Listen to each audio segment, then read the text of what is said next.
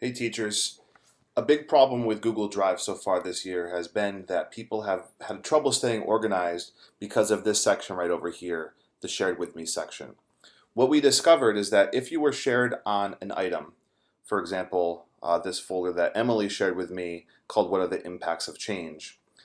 And if Emily has this item in a folder on her drive before she shares it with me, I cannot move it unless I'm shared on the parent folder. So for example, Emily has shared this folder, What Are the Impacts of Change, with me, but as you see in this little gray area right here, it's in a folder on her drive called World History Resources.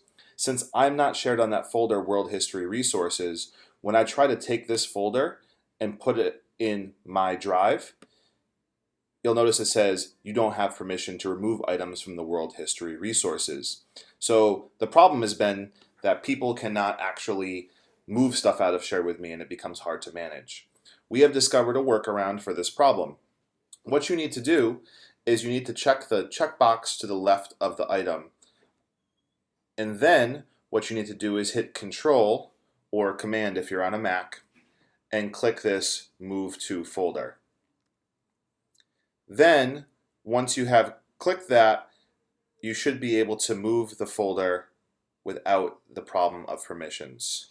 So now you'll notice that under my drive, I move that into CFA responses. There's the folder, What Are the Impacts of Change? It's no longer in, it's in the Share With Me section still, but it's also in the CFA responses.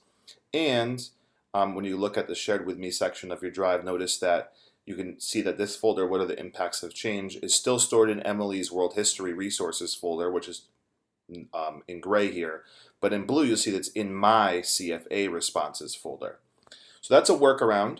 So again, all you need to do is click the checkbox, hold Control or Command if you're on a Mac. While you're holding the button down, click the Move To folder, and then you should be able to store it in another folder on your drive. It will let you do that.